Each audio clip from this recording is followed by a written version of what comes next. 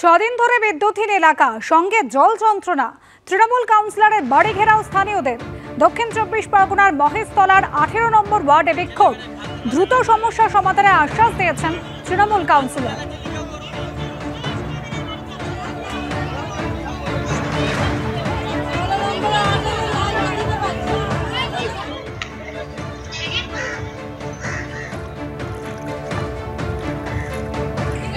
আর এবার ঘাটালের ছবি দেখাবো। দফায় দফায় বৃষ্টি এবং যে বৃষ্টিতে দুর্ভোগ বাড়ছে ঘাটালবাসীর।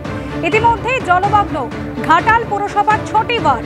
১, ২, ৫, ৭, ৯ এবং ১০ নম্বর ওয়ার্ডে ঢুকেছে শিলাবতী এবং ঝুমি নদীর জল। দেখতেই পাচ্ছেন একেবারে প্লাবিত হয়ে গিয়েছে রাস্তাঘাট। একাধিক স্কুল, খেলার মাঠ জলমগ্ন। সুখচন্দ্রপুর জুনিয়র হাই স্কুল, সুখচন্দ্রপুর প্রাথমিক বিদ্যালয় জলের তলায়।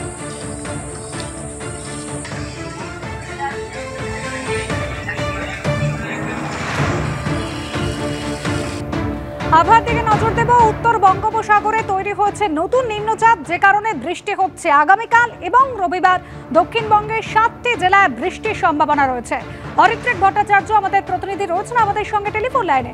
অরিত্রিক, নিম্নচাপের জেরে ভরাভাদ্র বৃষ্টি। দেখো, বঙ্গোপসাগরে বলা ভালো মধ্য বঙ্গোপসাগর এবং সংলগ্ন উত্তর বঙ্গোপসাগরে নিম্নচাপ তৈরি হচ্ছে এবং সেটা কিছুটা শক্তিশালী হবে। তবে আপাতত খুব যে ভারী বৃষ্টির সম্ভাবনা দক্ষিণবঙ্গে আছে তা নয়। আজকে বৃষ্টি হলেও সেটা অল্প বৃষ্টি হতে পারে। আগামী কালকে বৃষ্টির পরিমাণ কিছুটা বাড়তে পারে, তবে মূলত আংশিক মেঘলা আকাশ, কোথাও পরিষ্কার আকাশ, এই পরিস্থিতি বজায় থাকবে। এবং যেহেতু সমুদ্রের দিকে উত্তাল হতে পারে পরিস্থিতি, তাই জন্য মৎস্যজীবীদের সমুদ্রে যেতে নিষেধ করা হয়েছে আগামী 2 দিনের জন্য। ধন্যবাদ। জুনিয়র চিকিৎসকদের হেনস্থা এবং হুমকি দেওয়ার অভিযোগ, দাদাগিরির অভিযোগ উঠলেও তৃণমূলপন্থী কয়েকজন চিকিৎসক নেতার বিরুদ্ধে।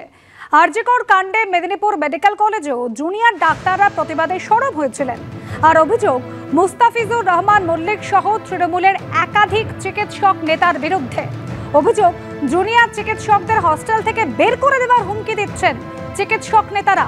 অভিযোগ পাস আউট হলেও হস্টেলের রুম টিএমসিপি ইউনিটের মুখ্য আহ্বায়ক মুস্তাফিজুরের দখলে।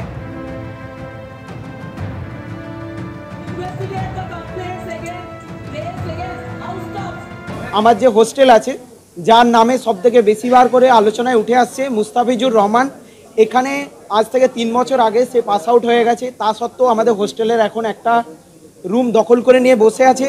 সে এখন পার্টিগত দেখতে গেলে একটা টিএমসিপি ইউনিটের হেড বা কিছু, যাই হোক আমি জানি না। এখন আমাদেরকে প্রতিনিয়ত দিন রাত যখন তখন দেখা হয়, আমাদেরকে এটা থ্রেট দেওয়া হয়, তোদেরকে আমরা হোস্টেল থেকে বের করে দিতে পারি, এক্ষুনি বের করে দিতে পারি।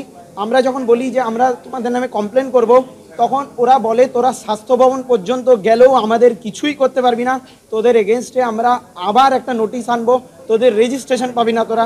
এত বড় বড় থ্রেট দেওয়া হয়। শুধু এটা আমার সাথেই নয়, আমি আজকে এসেছি এই জন্য কারণ আমাকে প্রচণ্ডভাবে আমি আমার নিজের ফ্যামিলিকে পর্যন্ত ইনভলভ করতে বাধ্য হয়েছি এই ঘটনার জন্য। যাই হোক, আরও অনেক কিছু আছে।